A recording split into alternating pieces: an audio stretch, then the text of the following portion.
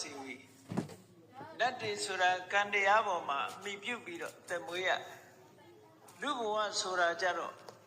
ကံတရားတစ်ခုတည်းကိုအမိပြုတ်ရတာမဟုတ်ဘူးတဲ့ဥဌာဏဘလူပစီဝီတဲ့တက်ကြွကြွနဲ့အမြဲတမ်းလုပ်နေဖို့လိုအပ်တယ်လို့ဆိုလူဘဝဟာကြိုးစားမှုလုံလဝိရိယကိုအခြေပြုပြီးတော့ယတ္တိရမှာဖြစ်တယ်ကံတရားပေါ်မှာတို့တွေကံအတိုင်းပဲလို့ဆိုပြီးတော့ကံကိုယုံပြီးတော့ကိုယ်ဘဝလုံးကိုအနှံထားရမှာလည်းမဟုတ်ဘူးနောက်တစ်ခုကဖန်ဆင်းရှင်ဆိုတာကိုယုံကြည်ပြီးတော့